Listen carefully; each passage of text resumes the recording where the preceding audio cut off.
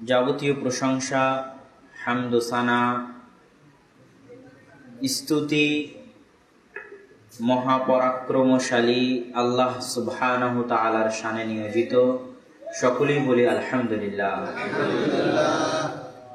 দরুদ ও সালাম বর্ষিত হোক পৃথিবীর সর্বশেষ ও সর্বশ্রেষ্ঠ রাসূল আহমদ মুহাম্মদ মুস্তাফা সাল্লাল্লাহু আলাইহি ওয়াসাল্লামের প্রতি। আজকের অত্র মসজিদের জুমার খুতবার সংক্ষিপ্ত আলোচনার বিষয়বস্তু আকীদার মৌলিক কিছু বিষয়, তার পাশাপাশি আমলের সাথে সংশ্লিষ্ট কিছু বিষয় আলোচনা করার চেষ্টা করব ইনশাআল্লাহুল আজিজ।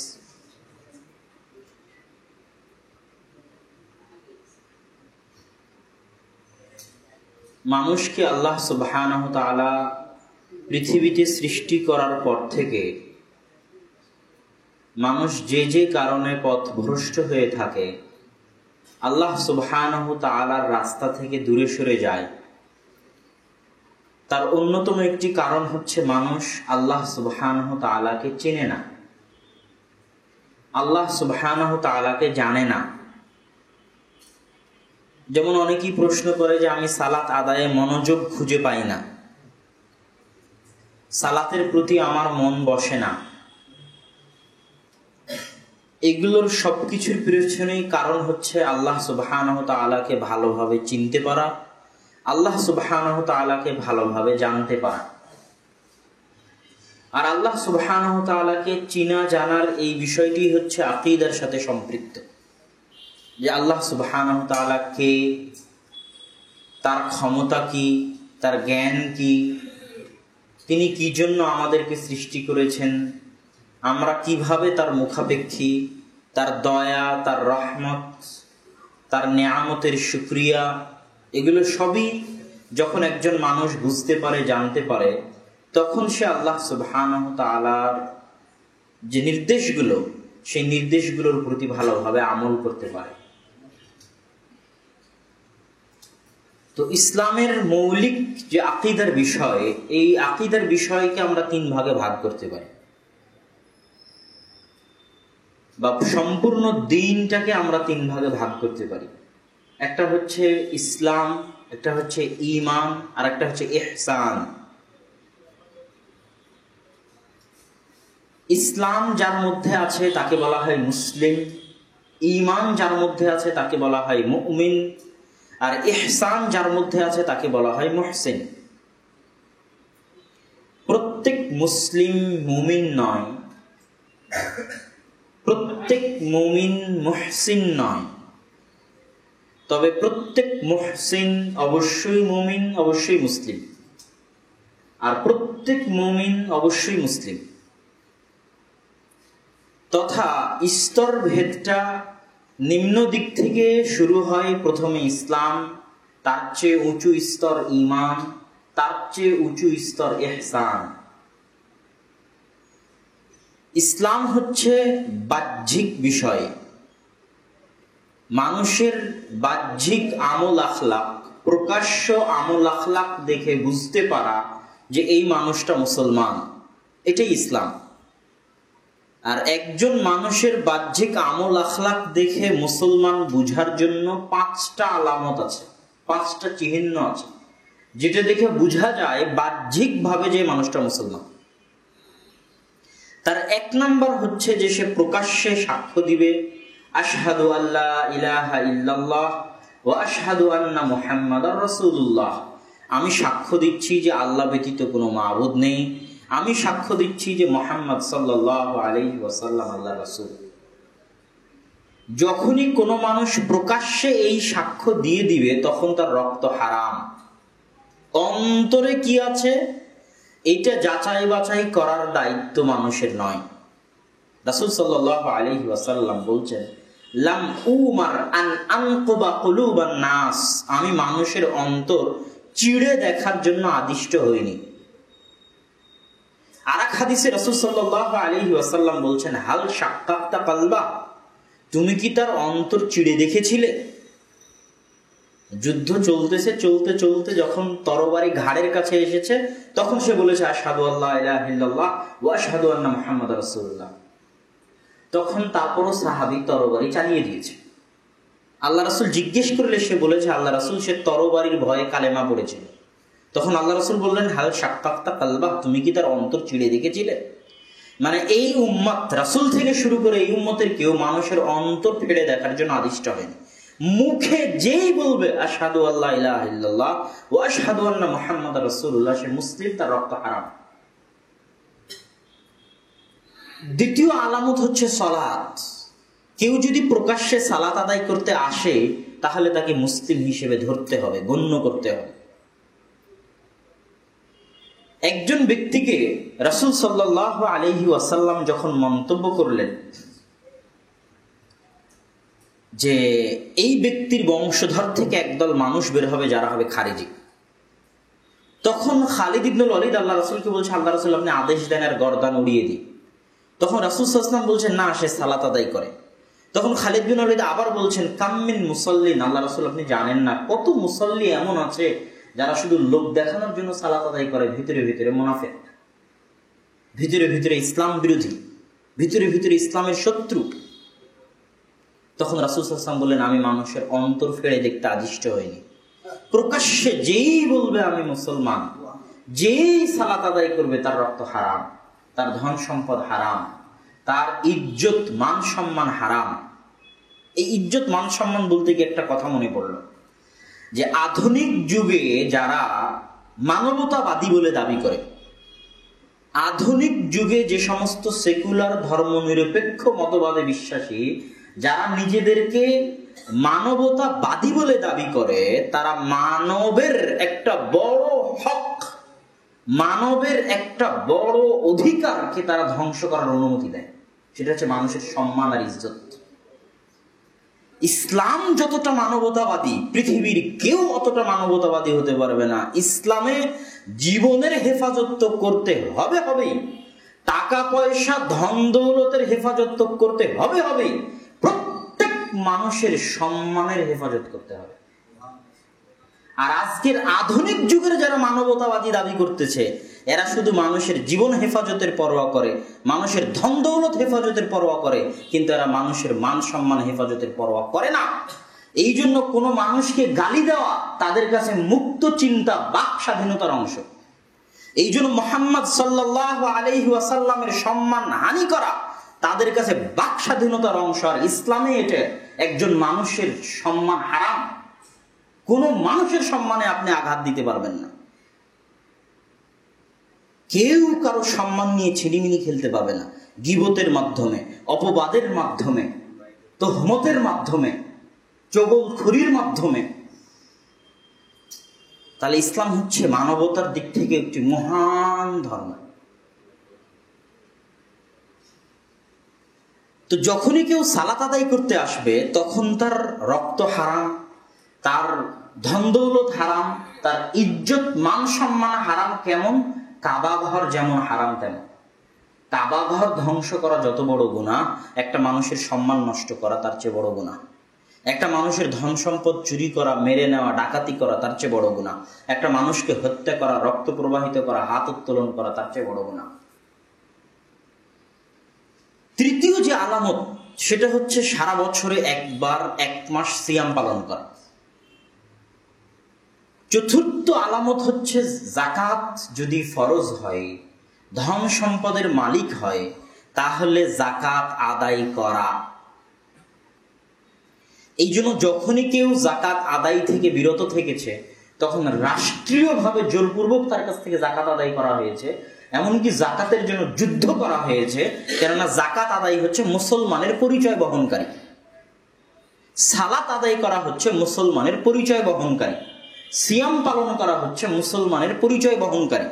মানে যে সালাত আদায় করে না সে মুসলমান কিনা সন্দেহ আছে, যে সিয়াম পালন করে না সে মুসলমান কিনা সন্দেহ আছে, যে যাকাত দেয় না সে মুসলমান কিনা সন্দেহ আছে। আর সর্বশেষ হচ্ছে হজ। যদি সামর্থ্য থাকে শারীরিক এবং অর্থনৈতিক, তাহলে সারা জীবনে একবার হলেও হজ করতে হবে। এই পাঁচটা হচ্ছে একজন মানুষকে মুসলমান হিসেবে জানার জন্য, বুঝার জন্য, পরিচয় দেওয়ার জন্য যথেষ্ট। কিন্তু এই পাঁচটা করার পরেও যে সে মুমিন, এই গ্যারেন্টি পৃথিবীতে কেউ দিতে পারবে না।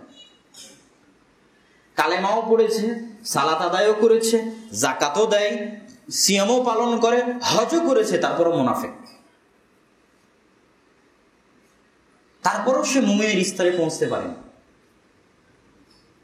তো মুমিনের স্তরটা হচ্ছে এর চাইতে হাই লেভেলের, উচ্চ পর্যায়ের স্তর, যেটাকে আমরা বলি আল ঈমান। ঈমানের আমরা পড়েছি ছোটবেলায় যে 6টি রুকুন, তার মধ্যে একটা অংশ হচ্ছে আল্লাহ সুবহানাহু তাআলার প্রতি বিশ্বাস।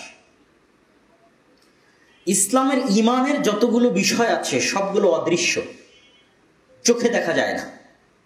এই জন্য এটার প্রতি বিশ্বাসের মানদণ্ডটাই আল্লাহর দরবারে মানুষের মর্যাদার ভিত্তি নির্ধারণ করে, কেননা এটা চোখে দেখা যায় না। পৃথিবীতে মানুষ যেটা চোখে দেখতে পায় ওটার পিছনেই ছোটে। এই জন্য বর্তমান পৃথিবীকে বলা হয় বস্তুবাদী দুনিয়া। যা চোখে দেখা যায় তাই বস্তু, টাকা পয়সা, ধন দৌলত, বাড়ি গাড়ি সবই বস্তু। বস্তুর পিছনে মানুষ ছুটে। নেকি গুনাহ তো চোখে দেখা যায় না, জান্নাত জাহান্নাম তো চোখে দেখা যায় না, পরকাল তো চোখে দেখা যায় না, আল্লাহ সুবহানাহু তাআলাকে তো চোখে দেখা যায় না। তো এই চোখে যেগুলো দেখা যায় না, মানুষ এগুলো বিশ্বাস করার প্রয়োজন মনে করে না। এই জন্য বর্তমান দুনিয়াটা হয়ে গেছে বস্তুবাদী দুনিয়া। এই জন্য হাই লেভেলের স্তর হচ্ছে ঈমান। চোখে না দেখে দৃঢ় বিশ্বাস, চোখে না দেখে অটুট বিশ্বাস, চোখে না দেখে অটল বিশ্বাস, চোখে না দেখে পাহাড় সম বিশ্বাস। এটা ইয়াকিন।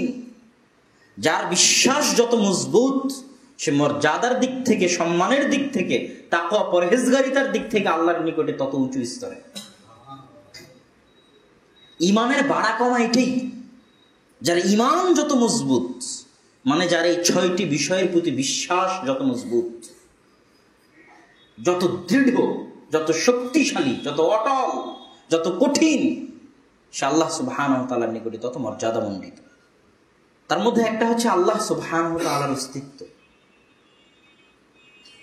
আল্লাহ সুবহানাহু ওয়া তাআলা তার সব গুণাবলীর কথা কোরআনে এবং হাদিসে তার রাসূলের মাধ্যমে বর্ণনা করেছেন। কেননা মানুষকে তো চিনাতে হবে। একটা অদৃশ্য বস্তুকে, মানুষকে, একটা অদৃশ্য, আল্লাহ সুবহানাহু ওয়া তাআলার একটা অদৃশ্য সত্তা, এই অদৃশ্য সত্তাকে মানুষকে চিনাতে হবে যে ইনি আল্লাহ সুবহানাহু ওয়া তাআলা। ওই অদৃশ্য সত্তার বর্ণনা দিতে গিয়ে আল্লাহ সুবহানাহু ওয়া তাআলা যেভাবে সম্ভব হয়েছে সেভাবে মানুষকে চিনানোর চেষ্টা করেছে। আল্লাহ সুবহানাহু ওয়া তাআলা তার তাওহীদুর রুবুবিয়্যাহ, তার তাওহীদুল উলুহিয়্যাহ, তার তাওহীদুল আসমা ওয়াস সিফাত, রব হিসেবে আল্লাহ, ইলাহ হিসেবে আল্লাহ, নাম ও গুণাবলীর ক্ষেত্রে আল্লাহ। এবং এটার মধ্যে আমি আমার তাওহীদের আলোচনায় বিস্তারিত আলোচনা করেছি যে রব হিসেবে আল্লাহ বলতে কি বুঝায়, ইলাহ হিসেবে আল্লাহ সুবহানাহু ওয়া তাআলা বলতে কি বুঝায়, আল্লাহর নাম এবং গুণাবলীর ক্ষেত্রে আল্লাহর একত্ব বলতে কি বুঝায়। রব হিসেবে আল্লাহ দুনিয়ার সবাই মানে, হিন্দুও মানে, খ্রিস্টানও মানে, কিন্তু ইলাহ হিসেবে আল্লাহ পৃথিবীতে খুব কম সংখ্যক মানুষ মানে।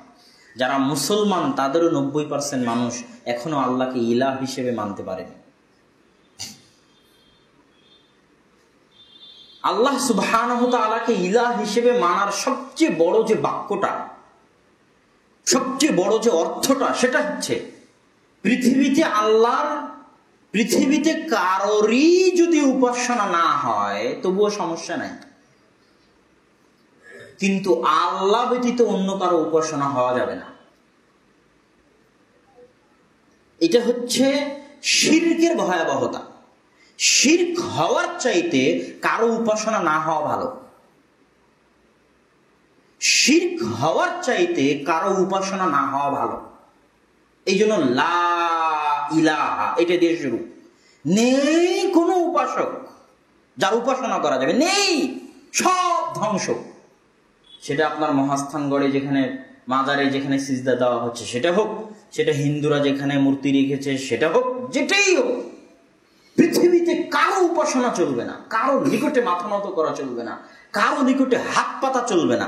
কেউ কারো কাছে হাত না পাতুক, কেউ কারো কাছে উপাসনা না করুক, তবুও এটা ওটের চাইতে ভালো যে মানুষ আল্লাহ ব্যতীত অন্য কারো কাছে হাত পাতবে। তবুও এটা ওটের চাইতে ভালো যে মানুষ আল্লাহ ব্যতীত কারো কাছে সিজদা করবে। এই জায়গাতে পৃথিবীর সব সমস্যা। আর শেষ অংশ হচ্ছে আসমা সিফাত, যেটা দিয়ে আল্লাহকে চিনা যায়। আল্লাহ তার নাম দিয়েছেন 99টা, তার গুণাবলী বর্ণনা করেছেন পবিত্র কোরআনে। পবিত্র কোরআনের যে মৌলিক অংশগুলো, পবিত্র কোরআনে হুকুম আহকাম খুব কম আছে। পবিত্র কোরআনের মৌলিক অংশগুলোর একটা হচ্ছে আল্লাহ ইতিহাস বর্ণনা করেন, অতীত যুগের নবীদের ঘটনা বর্ণনা করেন। পবিত্র কোরআনের একটা মৌলিক অংশ হচ্ছে আল্লাহ মানুষের উপর দয়া বর্ণনা করেন। এই দেখো আসমান, এই দেখো জমিন, এই সূর্য, এই বৃষ্টি, এই চন্দ্র, এই তারকা। আল্লাহ সুবহানাহু ওয়া তাআলা মানুষের উপর তার যে দয়া সেটার বর্ণনা করতে থাকেন জায়গায় জায়গায়, সব জায়গায়। পবিত্র কোরআনের একটা বিরাট অংশ হচ্ছে আল্লাহ সুবহানাহু ওয়া তাআলা মানুষকে পরকালের ভয় দেখান। এই দেখো জান্নাতে এরকম, এই দেখো জাহান্নামে এরকম, এই জান্নাত, এই জাহান্নাম, এই পরকাল। অধিকাংশ আয়াত জুড়ে আল্লাহ সুবহানাহু ওয়া তাআলা মানুষকে জান্নাত, জাহান্নাম এবং পরকালের ভয় দেখিয়েছে। হুকুম আহকামের আয়াত খুব কম আছে, সামান্য স্বল্প পরিমাণ। তো কোরআনের একটা বিশাল অংশ জুড়ে আল্লাহ সুবহানাহু ওয়া তাআলা শুধু তার নাম আর গুণাবলী বর্ণনা করেছেন। খুব কম আয়াত শেষ হবে যে আয়াতের শেষে আল্লাহ তার নাম বলবেন না, তার গুণাবলী বলবেন না। অধিকাংশ আয়াত আল্লাহ শেষ করবেন তার নাম দিয়ে, গুণাবলী দিয়ে। গফুরুর রহিম, রহমানুর রহিম, আজিজুন হাকিম, আলিমুন হাকিম, হাকিমুন আলিম। আয়াত, অধিকাংশ আয়াত আল্লাহ সুবহানাহু ওয়া তাআলা শেষ করবেন তার নাম এবং তার গুণাবলী দিয়ে। পুরো কোরআনে আল্লাহ সুবহানাহু ওয়া তাআলার একটা বিশাল চেষ্টা থেকেছে যে মানুষ আল্লাহ সুবহানাহু ওয়া তাআলাকে চিনুক। এটা হচ্ছে ঈমানের সবচেয়ে মজবুত এবং সবচেয়ে মৌলিক এবং সবচেয়ে আসল স্তর। মানুষ আল্লাহকে যত ভালোভাবে চিনতে পারবে, তত বেশি ইবাদত করতে পারবে, তত মনোযোগের সাথে ইবাদত করতে পারবে, তত সঠিক পথে থাকবে। দ্বিতীয় বিষয় হচ্ছে রাসূলগণের প্রতি ঈমান। এই জায়গায় আমাদের রাসূল মুহাম্মদ সাল্লাল্লাহু আলাইহি ওয়াসাল্লাম হচ্ছেন সর্বশ্রেষ্ঠ রাসূল। দ্বিতীয় কথা হচ্ছে রাসূল সাল্লাল্লাহু আলাইহি ওয়াসাল্লামের পূর্বে যত রাসূল চলে গেছে, আমরা কারো নামে কটূক্তি করা তো দূরে থাক, তাদের প্রতি ঈমান আনয়ন না করলে আমরা মুসলমান থাকবো না। এই জন্য কোনো মুসলমান খুঁজে পাওয়া যাবে না যে মুসলমান বলবে, আরে খ্রিস্টানেরা ফ্রান্সে বসে আমার রাসূলকে গালি দিয়েছে, চলো আমি তাহলে ওদের নবী ঈসা আলাইহিস সালামকে গালি দিই। নাউজুবিল্লাহ। এটাই ইসলামের শ্রেষ্ঠত্ব, এটাই ইসলামের শ্রেষ্ঠত্ব সারা পৃথিবীতে, যে তুমি যে নবীর অনুসারী, আমিও ওই নবীর প্রতি ঈমান আনয়ন করি, কিন্তু তুমি আমার নবীকে গালি দাও। এটা হচ্ছে তোমার ভ্রষ্টতার প্রমাণ, আর এটা হচ্ছে আমার শ্রেষ্ঠত্বের প্রমাণ। এবং শ্রেষ্ঠ নবী হচ্ছেন মোট 5 জন। সর্বশ্রেষ্ঠ নবীগণ 5 জন। তাদের মধ্যে সর্বশ্রেষ্ঠ মুহাম্মদ সাল্লাল্লাহু আলাইহি ওয়াসাল্লাম। মুসা, ঈসা, ইব্রাহিম, নূহ, মুহাম্মদ আলাইহিমুস সালাতু ওয়াস সালাম। আর মুহাম্মদ সাল্লাল্লাহু আলাইহি ওয়াসাল্লামের শ্রেষ্ঠত্ব আল্লাহ সুবহানাহু ওয়া তাআলা বহু জায়গায় প্রমাণ করেছেন। এখানে সংক্ষিপ্ত আকারে শুধু বলি, এর জন্য সম্পূর্ণ একটা বক্তব্য লাগবে, এবং একটা বইও আছে আমার লেখা, যে মুহাম্মদ সাল্লাল্লাহু আলাইহি ওয়াসাল্লাম সর্বশ্রেষ্ঠ রাসূল। মুহাম্মদ সাল্লাল্লাহু আলাইহি ওয়াসাল্লামের শ্রেষ্ঠত্ব এবং মর্যাদা আল্লাহ বহু জায়গায় প্রমাণ করেছেন। একটা হচ্ছে মাকাম মাহমুদ। আমরা যখন আজান হয়, আজানের পরে যে দোয়া পড়ি, তার মধ্যে মাকাম মাহমুদ আছে না? ওই দোয়ার মধ্যে কিন্তু ওসিলাও আছে। এই ওসিলা আর এই মাকাম মাহমুদ, এই দুটেই মুহাম্মদ সাল্লাল্লাহু আলাইহি ওয়াসাল্লামের সবচেয়ে মর্যাদামণ্ডিত, সবচেয়ে উঁচু, সবচেয়ে মহান জায়গা। মাকাম মাহমুদ কিভাবে? কিয়ামতের মাঠে আল্লাহ সুবহানাহু তাআলার দরবারে কথা বলার জন্য মানুষ তো আল্লাহর রাসূলের মুখাপেক্ষী হবেই, মুমিনেরা তো আল্লাহ রাসূলের মুখাপেক্ষী হবেই, কাফেরেরা তো আল্লাহ রাসূলের মুখাপেক্ষী হবেই। সব নবী রাসূল কিয়ামতের মাঠে মুহাম্মদ সাল্লাল্লাহু আলাইহি ওয়াসাল্লামের মুখাপেক্ষী হবেন, যে আল্লাহকে এটা বলার জন্য যে আপনি বিচার শুরু করুন। এটাই মাকাম মাহমুদ। সেই দিন কিয়ামতের মাঠে আল্লাহ সবার মাঝে তার রাসূলের শ্রেষ্ঠত্ব প্রমাণ করবেন। যেই দিন আল্লাহ যাকে অনুমতি না দিবেন, সে ব্যতীত কেউ আল্লাহর সাথে কথা বলতে পারবে না, সাহস করবে না কথা বলা, সবাই ফিরিয়ে দিবে। বিশাল বুখারীর লম্বা হাদিস। ওই দিন কিয়ামতের মাঠে আদম থেকে নিয়ে কিয়ামত পর্যন্ত যত মানুষ আসবে, যত নবী এসেছিল, সকলের মাঝে আল্লাহ মুহাম্মদ সাল্লাল্লাহু আলাইহি ওয়াসাল্লামের শ্রেষ্ঠত্ব এবং মর্যাদা প্রমাণ করবে। সেই দিন ওই ফ্রান্সের ম্যাক্রোন নাকি ম্যাক্রোন নাম, সেও মুহাম্মদ সাল্লাল্লাহু আলাইহি ওয়াসাল্লামের মুখাপেক্ষী হবে কিয়ামতের মাঠে, হতে হবে, এর কোনো বিকল্প নাই। মুহাম্মদ সাল্লাল্লাহু আলাইহি ওয়াসাল্লামের শ্রেষ্ঠত্বের একটা বিষয় হচ্ছে ওসিলা। রাসূল সাল্লাল্লাহু আলাইহি ওয়াসাল্লাম বলছেন ওসিলা হচ্ছে জান্নাতের সর্বোচ্চ স্থান, যেটা আল্লাহ তার একজন বান্দাকে দিবেন। আর আমি আশা করি যে আল্লাহর ওই বান্দাটা আমি। রাসূল সাল্লাল্লাহু আলাইহি ওয়াসাল্লামের শ্রেষ্ঠত্বের একটা অংশ হচ্ছে জান্নাতের দরজা খোলা হবে না মুহাম্মদ সাল্লাল্লাহু আলাইহি ওয়াসাল্লামের উপস্থিতি ছাড়া। দারওয়ান বলবে, কে? তো বলে, আমি মুহাম্মদ। তো বলে, আমাকে আদেশ করা হয়েছে আপনি ছাড়া অন্য কারোর জন্য প্রথমে এই দরজা যেন না খুলি, আপনাকে দিয়েই প্রথমে এই দরজা উদ্বোধন করা হবে, জান্নাত উদ্বোধন করা হবে। রাসূল সাল্লাল্লাহু আলাইহি ওয়াসাল্লাম বলেছেন, আনা সাইয়্যিদু ওয়ালদি আদম ইয়াউমাল কিয়ামা, আমি কিয়ামতের মাঠে সকল আদম সন্তানের সর্দার। আমার কাছে একটা পতাকা থাকবে, আমার এই পতাকার নিচে সব নবী, রাসূল, মানুষজন সবাই আমার পতাকার অধীনে থাকবে। আমি হচ্ছে কিয়ামতের মাঠে আদমের সকল সন্তানের নেতা এবং সর্দার। মুহাম্মদ সাল্লাল্লাহু আলাইহি ওয়াসাল্লামের মর্যাদা এত বেশি যে মুহাম্মদ সাল্লাল্লাহু আলাইহি ওয়াসাল্লামের নামে যদি কেউ কটূক্তি করে, খারাপ কথা বলে, হাসি ঠাট্টা করে, উপহাস করে, তাহলে সে মুসলিম হলেও তার রক্ত হালাল, খ্রিস্টান হলেও তার রক্ত হালাল, হিন্দু হলেও তার রক্ত হালাল, বৌদ্ধ হলেও তার রক্ত হালাল, নাস্তিক হলেও তার রক্ত হালাল, মুসলমান হলেই হালাল। কিন্তু অন্য কোনো ক্ষেত্রে কিন্তু তা নয়। একজন হিন্দু যদি জেনা করে, তা আমি তাকে বলতে পারবো না যে আসো ইসলামের বিধানে জেনা করলে এই হুকুম আছে, তোমার উপর এই হুকুম প্রয়োগ করি, এটা ইসলামে অনুমতি নাই।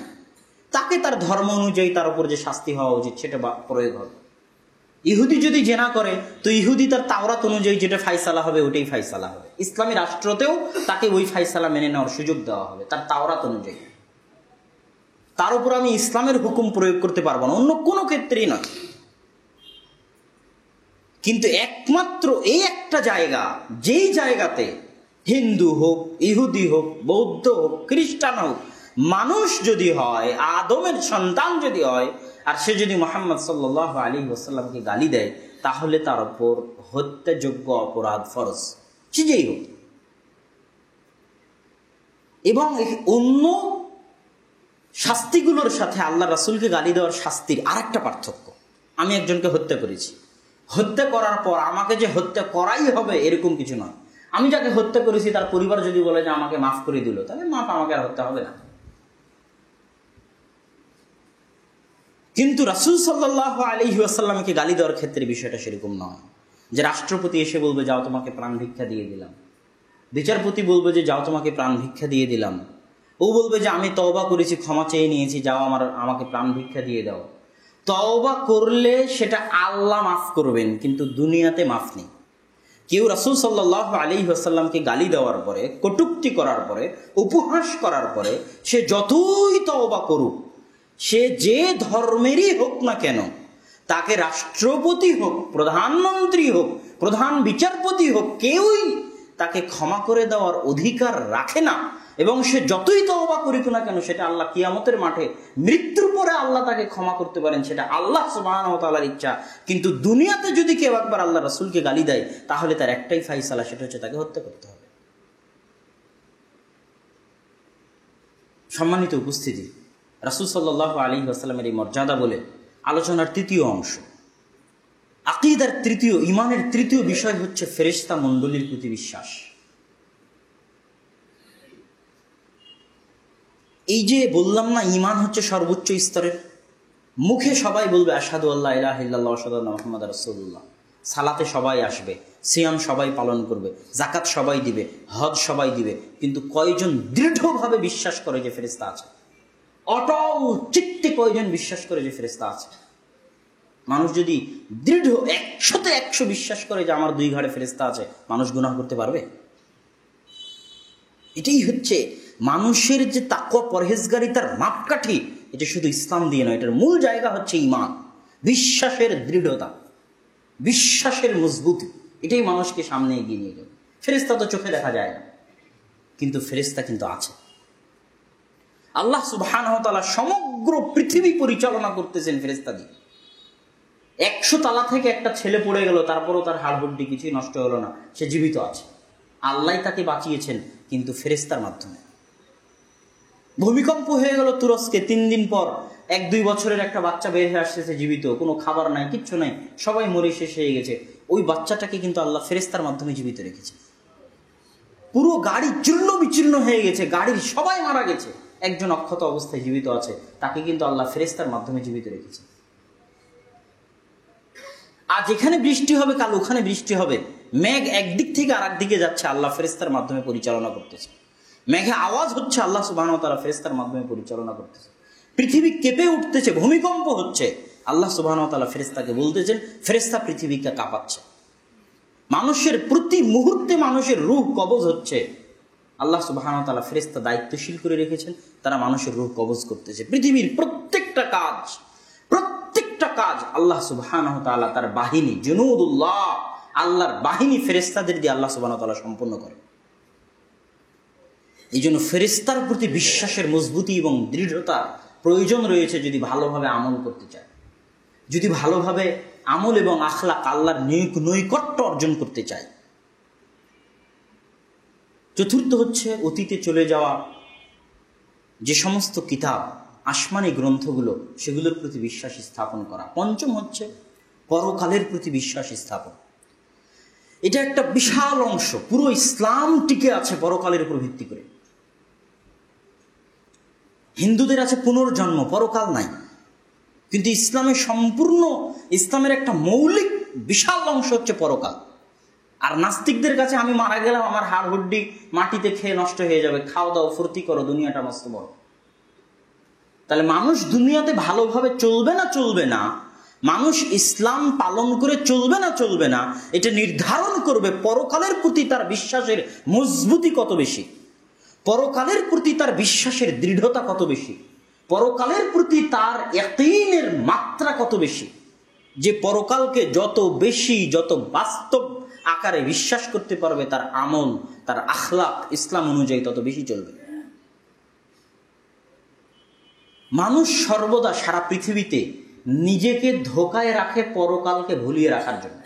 সর্বদা পৃথিবীর সবচেয়ে বাস্তব রিয়াল হাকিকাত হচ্ছে মৃত্যু, কিন্তু মানুষ গান বাজনার মাধ্যমে নিজেকে ভুলিয়ে রাখে যে আমি একদিন মারা যাব।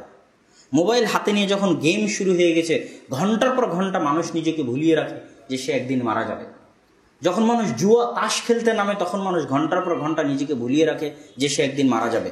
মানুষ যখন দুনিয়ার পিছনে ছুটে, তখন মানুষ নিজেকে ভুলিয়ে রাখে যে সে একদিন মারা যাবে। আজকে নাস্তিকরা যে কথা বলে, সেই যুগেও বলেছে আল্লাহ, সেই যুগে কোরআনে উত্তর দিয়েছে।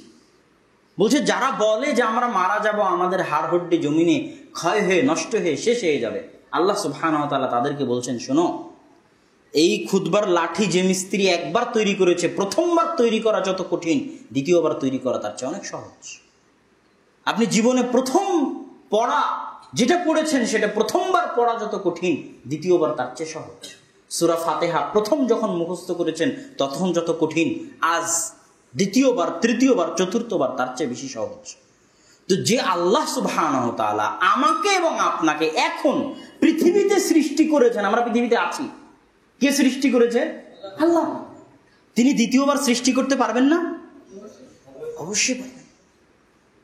এই কথা আল্লাহ সুবহানাহু ওয়া তাআলা কোরআনে বলেছেন, এবং এটা সবচেয়ে যৌক্তিক জবাব আল্লাহ সুবহানাহু ওয়া তাআলার পক্ষ থেকে, যে আল্লাহ একবার তোমাকে দুনিয়াতে সৃষ্টি করেছে, তিনি মাস্ট, অবশ্যই তোমাকে দ্বিতীয়বার, আল বা'স বা'দাল মাউত, মৃত্যুর পরে তোমার পুনরুত্থান ঘটাতে তিনি অনেক অনেক সক্ষম।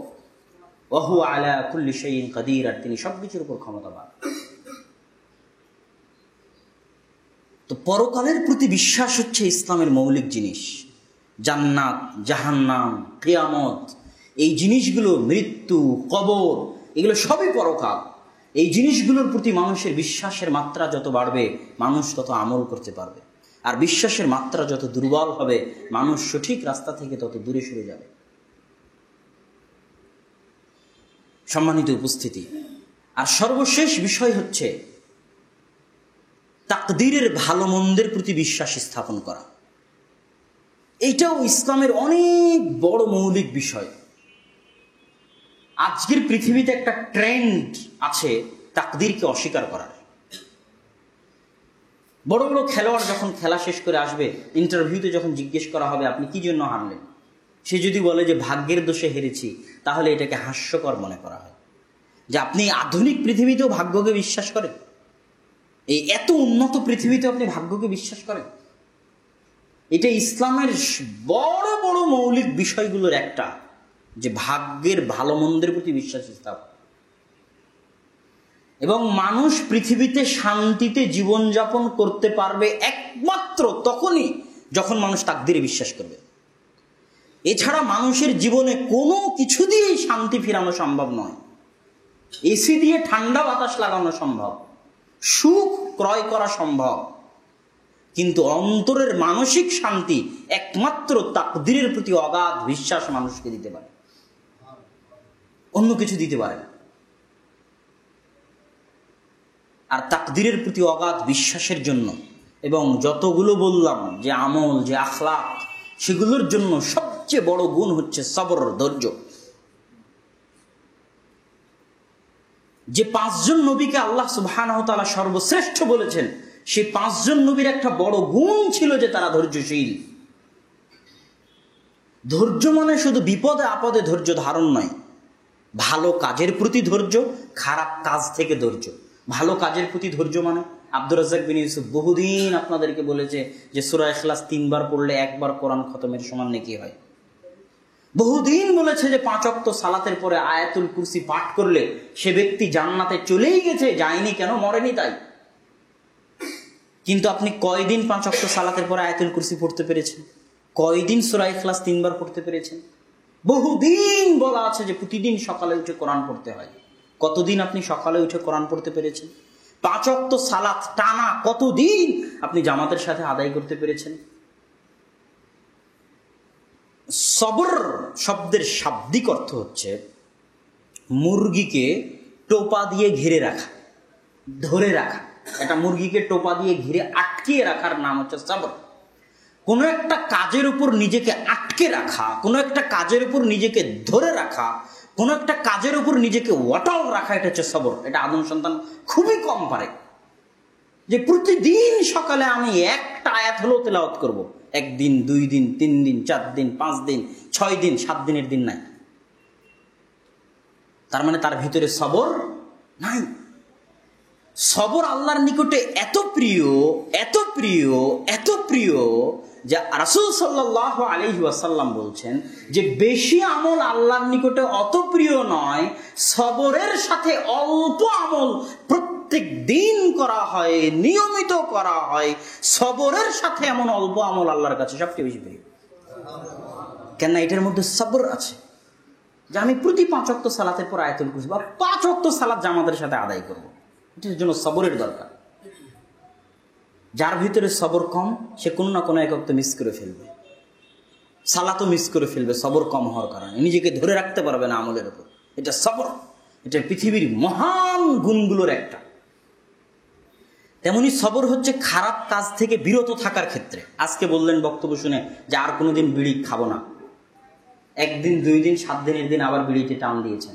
কেন? সবর নাই এই জন্য। রাস্তা দিয়ে মেয়ে হেঁটে যাচ্ছে, আপনি তাকাবেন না। এই না তাকানোর জন্য কি লাগবে বলেন তো?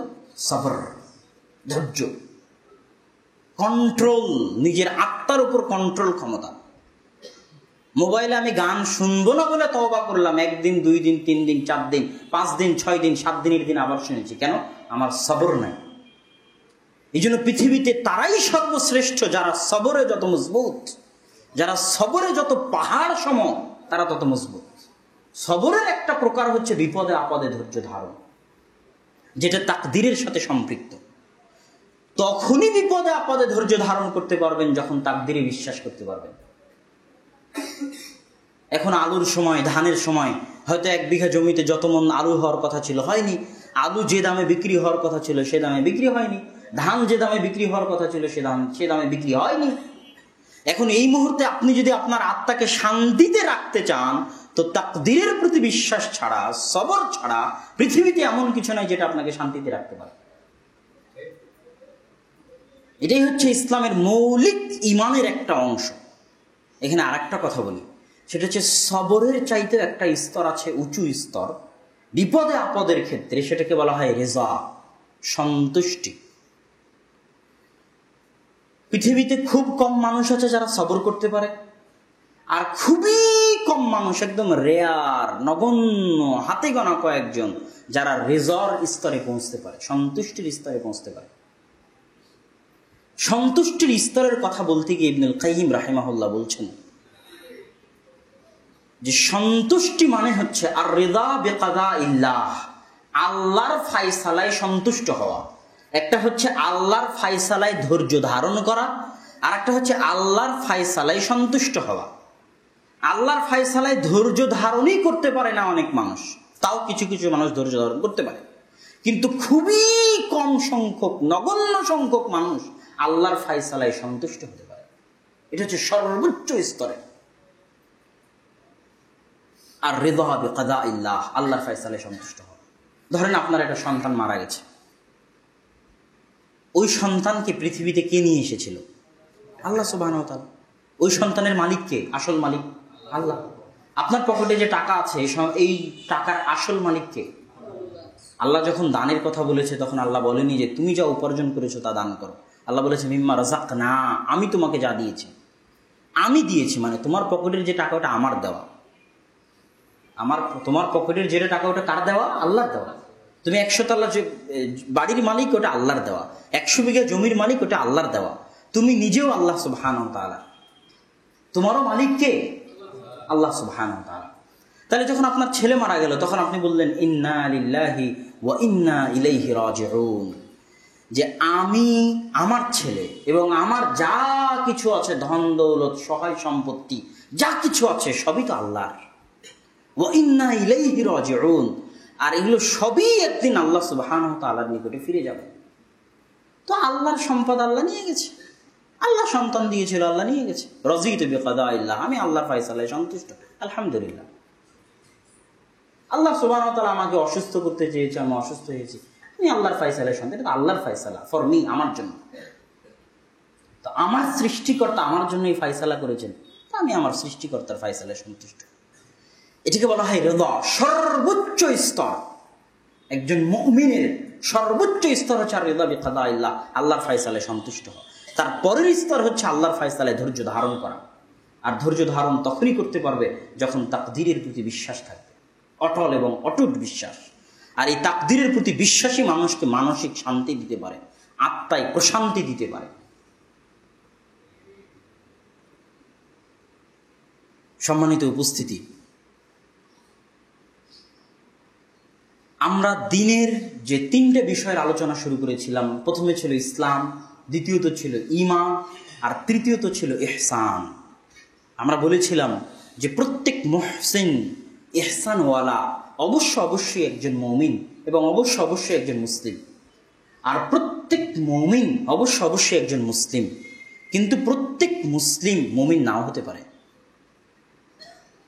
প্রত্যেক মুসলিম মুহসিন নাও হতে পারে, প্রত্যেক মুমিন মুহসিন নাও হতে পারে। তাহলে ইহসান হলো সর্বোচ্চ স্তর। ইহসান বলতে কি বোঝায়?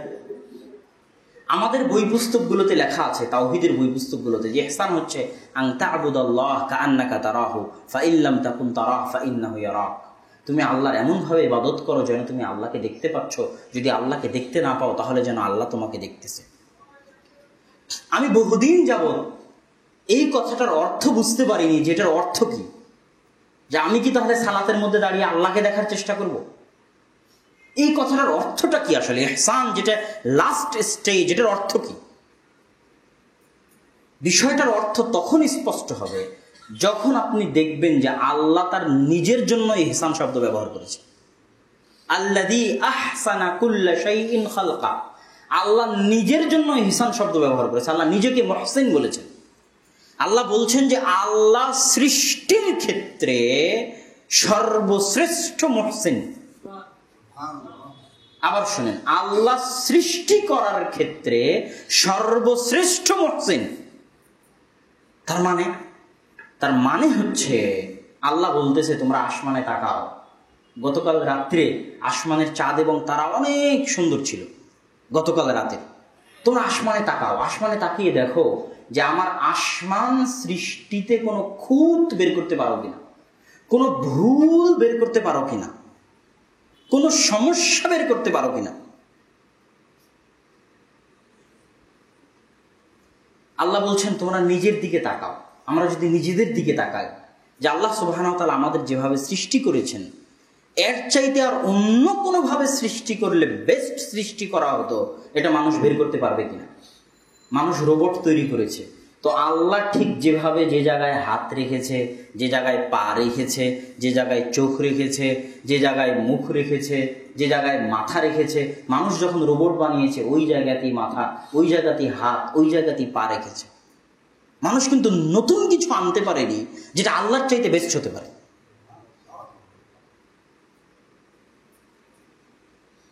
রাতের আকাশের যে সৌন্দর্যের কথা বললাম, রাতের আকাশের এই সৌন্দর্য, এই যতগুলো ক্যামেরা সামনে আছে, 7, 8, 10টা, যতগুলো মোবাইল আছে, এরা একটাও রাতের আকাশের সৌন্দর্য আপনাকে ধরে দিতে পারবে না। আপনি গুগলে গিয়ে রাতের আকাশ লিখে যদি সার্চ দেন, সব ফটোশপ। কেন রিয়াল রাতের আকাশ যেটা মানুষ চোখ দিয়ে দেখতে পায়, ওইটা ধরার জন্য যত মেগাপিক্সেলের ক্যামেরা প্রয়োজন তত মেগাপিক্সেলের ক্যামেরা মানুষ বানাতে পারেনি। 8 হোক 16 হোক, এগুলো দিয়ে রাতের আকাশের রিয়াল সৌন্দর্য ধরা যাবে না। এই জন্য রাতের আকাশের সৌন্দর্য ফটোশপ করে তৈরি করতে হয়। মানুষ সর্বোচ্চ সর্বশ্রেষ্ঠ লেটেস্ট ক্যামেরা হয়তো 50 মেগাপিক্সেলের, আর আল্লাহ সুবহানাহু ওয়া তাআলা মানুষের চোখে 500 মেগাপিক্সেলেরও বেশি দিয়ে রেখেছে। তো আল্লাযী আহসানা কুল্লা শাইইন খালকা, যিনি হচ্ছেন সৃষ্টির ক্ষেত্রে সর্বশ্রেষ্ঠ ইহসানওয়ালা, মানে সবচেয়ে নিখুঁত সৃষ্টিকর্তা, সবচেয়ে নিপুণ সৃষ্টিকর্তা, সবচেয়ে নির্ভুল সৃষ্টিকর্তা। আল্লাহর চাইতে নিখুঁত, নির্ভুল, নিপুণ সৃষ্টিকর্তা পৃথিবীতে কেউ নাই। তাহলে এবার ইহসান, যেটা মানুষের ইবাদতের ক্ষেত্রে সর্বশ্রেষ্ঠ স্তর, সেটা হচ্ছে নিখুঁত, নির্ভুল এবং নিপুণভাবে ইবাদত করা। আর এই নির্ভুলতা, নিপুণতা, পরিপূর্ণতা তখনই সম্ভব যখন আপনি ইবাদত করার ক্ষেত্রে ভাবতে পারতেছেন যে আপনি আল্লাহকে দেখতেছেন অথবা আল্লাহ আপনাকে দেখতেছেন। এটাই সেটা। তখনই আপনি পুরো 2 রাকাত সালাতের আল্লাহু আকবার থেকে আসসালামু আলাইকুম পর্যন্ত ফুল মনোযোগ, ফুল কানেকশন আল্লাহর সাথে রাখতে পারবেন। তাহলে এবার বুঝেন যে মুহসিন কেন সর্বশ্রেষ্ঠ স্তর। দুনিয়াতে কয়জন মানুষ আছে যে সালাতের আল্লাহু আকবার থেকে আসসালামু আলাইকুম পর্যন্ত পুরো সময়টা সম্পূর্ণরূপে মনোযোগ আল্লাহর সাথে রক্ষা করতে পারে, সম্পূর্ণরূপে কানেকশন আল্লাহর সাথে রক্ষা করতে পারে? কয়জন? এটাই হচ্ছে নির্ভুলতার সাথে ইবাদত করা, নিপুণতার সাথে ইবাদত করা, পরিপূর্ণতার সাথে ইবাদত করা। এটা হচ্ছে সর্বশ্রেষ্ঠ স্তর। এবং মানসিক মনের উপর চরম ও পরম কন্ট্রোল থাকলে মানুষের পক্ষে সালাতে পরিপূর্ণরূপে নিয়ন্ত্রণ রক্ষা করা সম্ভব। যত ইয়োগা, যত কি সব মেথড আছে, এরা যত প্রকারের মানুষকে আত্মিক শান্তির জন্য যত ধ্যান, যত কিছু মানুষকে শিখায়, এগুলো সব হচ্ছে নিম্ন স্তরে। বিজ্ঞানের দৃষ্টিতেও, তাদের দৃষ্টিতেও। কেননা চোখ বন্ধ করে ধ্যান করা অনেক সহজ, চোখ বন্ধ করে এক জায়গায় স্থির বসে থেকে মনোযোগ রক্ষা করা অনেক সহজ। কিন্তু চোখ খোলা, সিজদার জায়গায় চোখ দিয়ে তাকাতে হবে, বন্ধ নয়। স্থির বসে থাকা যাচ্ছে না, পুরো শরীর নড়তেছে। আপনি দাঁড়িয়ে আছেন, রুকুতে যাচ্ছেন, সিজদায় যাচ্ছেন, সিজদা থেকে উঠতেছেন, রুকু থেকে উঠতেছেন, চলমান শরীর। চলমান শরীর নিয়ে, খোলা চক্ষু নিয়ে পরিপূর্ণরূপে ধ্যান করা হচ্ছে ধ্যানের সর্বোচ্চ স্তর, যেটা সালাত ব্যতীত পৃথিবীতে আর কেউ দিতে পারবে না। এটাই হচ্ছে ইহসানের সাথে ইবাদত করা।